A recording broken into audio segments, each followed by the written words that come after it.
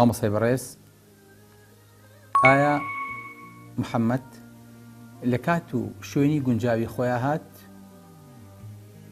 و نەدەکرا پەیامی پێغەمبەرانی پێشخۆی زیندوو کاتە و لەسەر ئەو شەریعەتە بڕوە؟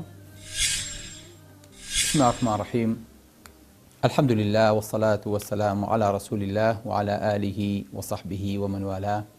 برانی بەڕێز خوشکانی عزیز، دیارە پەیامی پێغەمبەری خوا صلی الله علیه و سلم لەو کاتێک کە هاتووە، لەو شوێنی کە هاتووە، باشترین و لەبارترین و گونجاوترین کات ئەو کاتە بوو کە خوای گەورە بۆ پێغەمبەرەکەی صلی الله علیه و سلم هەڵبژارد.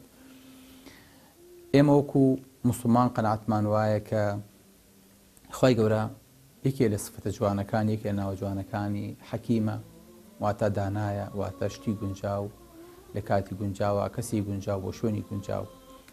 بە هەمان شێوە ئایا لەو کاتێک کە پێغەمبەری خوا هات صلی الله علیه و سلم خەڵک لەسەر تەوحید مابوو؟ نەخێر.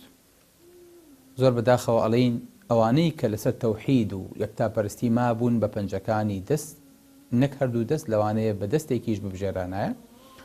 لەوانە زەیدی کوڕی عەمری کوڕی نوفەیل کە باوکی سەعیدی کوڕی زەیدە، قسی کوڕی ساعیدە. طبعا سەعیدی کوڕی زەید بیرمان نەچێ، سەحابەیەک و عەشەرەی مبەشەرەیە بە جەنە، یەکێک لەوانە وەرەقەی کوڕی نەوفل بوو کە ئەمانە تەنها لەسەر یەکتاپەرستی مابوون، خەڵکانی تر لە ناو بتپەرستی و لە ناو زەلالەت و لە ناو گومڕاییە ڕۆچوو بوون.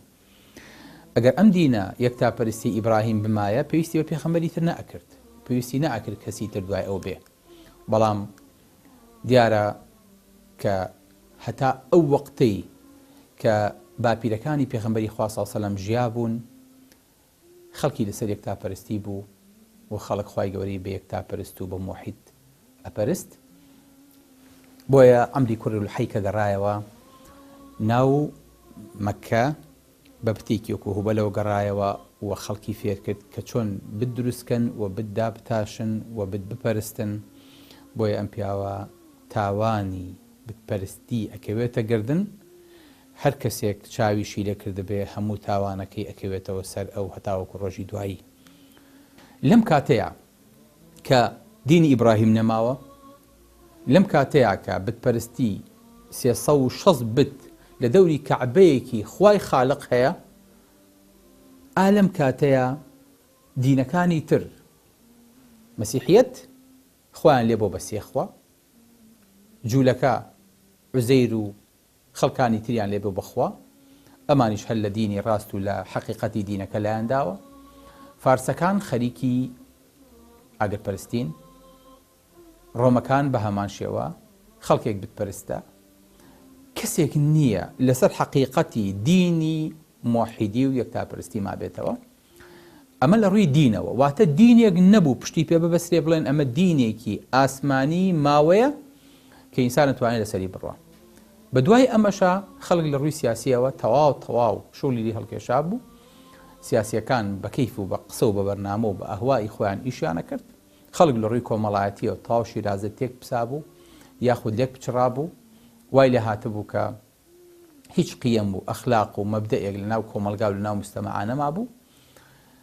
لە ڕووی ئیداری و لە ڕووی مادی و لە ڕووی سوو خواردن و لە ڕووی ئارە خواردن و لە ڕووی زینا و لە ڕووی هەرچی ناوە بەی حەدیت وەلا حەرەج، خەڵک گەیشت بۆ قیممە لە بێبەرنامەیی و لە دوور لە خواییە.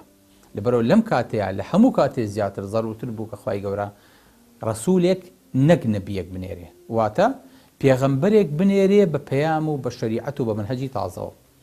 نەئەکرا خوا پەیامێکی تر لە کۆنەکان زین و کاتەوە بۆ ئەم ئەسرە بشێ، نەخێر، لەبەرەوەی کە ئەوانە کاتی خۆی پەیامانێک بوون بۆ خەڵکێک و بۆ شوێنێکی تایبەتی هاتبوو، بۆ کاتێکی تایبەتیش هاتبوو. بەڵام پێغەمبەری ئاخری زەمان صلی الله علیه و سلم بە پەیامێکی تازەوە بۆ هەموو بەشەریەت هات و پەیامەکەی گشتگیرتر بوو لە هەموو پێغەمبەرانی تر. بۆیە ئەبینین خوای گەورە پەیام و شەریعەتێکی تایبەت بە پێغەمبەری خوای ناو صلی الله علیه و سلم بۆی کە خەڵک لەسەر ئەم پەیامە بڕوە. ئەبێ پەیامێک بێ خۆشەویستەکەم بە کەڵکی هەموو زمانەکان بێت، هەموو شوێنەکان بێت، هەموو قەومیاتەکان بێت، هەموو کات و شوێنەکان بێت. ئەبێ پەیامێک بێت کە لەگەڵ ئەسری زەڕەیە هەڵکە.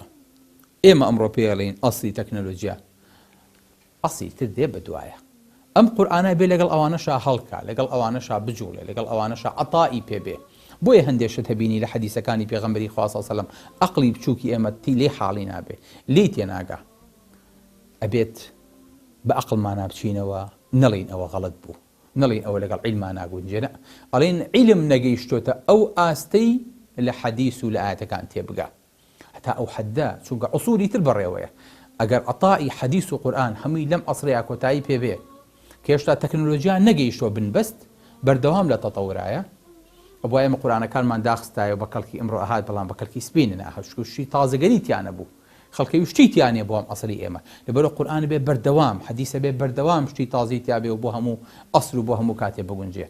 بۆیە کتێبێک پەیامێک لەگەڵ هەموو ئەسرێکا بگونجێ، نا لەگەڵ هەموو نەفسیەت و عەقڵ و خەڵکێک و شوێنێک و قاڕە و جێگەیەکا بگونجێ، لەگەڵ هەموو زمانێکا بگونجێ، هەموو خەڵک لێ حاڵی بێ، هەموو خەڵک بتوانێت پیادەیکا و لێ نزیک بێتەوە، بۆ قەومێکی تایبەت نەبێ. ئەخوای گەورە ئەبێ پەیامێکی تازە بە شێوەیەکی تازە، شریعەتێکی تازە بنێرێ لەسەر دەستی پێغەمبەرێکە کە بەو شێوەیە کە لە خزمەتیان و ئیساکێنە باسیەکەین. بۆیە لە هەموو کاتێ زەڕورتر بوو کە خوای گەورە پێغەمبەر بنێرێ. ئایا پێشینەکانی ئەهلی کتاب ئاگایان لەم مۆزوعە بوو؟ بەڵێ. بۆیە جوولەکەکان دەیانزانی پێغەمبەرێک بەڕێوەیە و پێغەمبەرێک دێ، کە خوای گەورە فەرمێ فەلەمما جاءهم ما عرفوا كفروا به. لە کاتێکە ئەوەیان کە خەڵکی مژدەیان پێئەدا و خەڵکیان پێترسان لە ئەوس و خەجرەج کە پێغەمبەرێک بەڕێوەیە، ئێمە پشتی ئەو پێغەمبەرە ئاگرین و پشتی ئەوەی پێشکێنی. هەر کاتێک ئەم پێغەمبەرە هات بەڵام لەناو خۆیانە نەبوو كفروا به فلعنة الله على الكافرين. خوای گەورە باسییانەکە ئەمەش دەبی جوولەکە بوو لە کاتێکا خۆیان دەیانزانی کات و شوێنی هاتنی پێغەمبەرێ بەڕێوەیە و مەدینەش لەسەر ئەو ئەساسە دروست بوو کە ئەمە شوێنی هیجرەتی پێغەمبەری ئاخری زەمانە. ئەگە بچینەوە بۆ دروستبوونی مەککە، بۆ دروستبوونی سۆری مەدینە، ئەگە بچینەوە بۆ تاریخی دروستبوونی مەدینە، تێدەگەین کە مەدینە لەسەر ئاساسی کۆچی پێغەمبەری ئاخری زەمان دروستکرا و جوولەکەکان و ئەوس و خەزرجەکان لەو شوێنەیە بەیعازی جوولەکە چاوەڕێی هاتنی پێغەمبەرێ بوون لەو شوێنێ. بۆیە خۆشەویستەکانم، هەموو بەشەریەت لەو کاتەوە پێویستی بە هاتنی پێغەمبەرێک بوو. ئەم پێغەمبەرە نەئەبێ کات، نەئەبێ سەردەم تەحدیدی چالاکیەکانی بکە، نەشاتەکەی بکە، پەیامەکەی بکە، و نەئەبێ شوێنیش بیبەستێتەوە. بۆیە پێویستمان بۆ بوو کە پێغەمبەرێک بێت هەتا ئاخری زەمان ئەم پەیامە بەردەوام بێت، چکە خوای گەورە لە عیلمی غەیبا هەیە تێزانی ئینسانەکان لێکەوە نزیکە بنەوە، پەیامەکان بە ئاسانی ئەگا و تێکەڵە بن.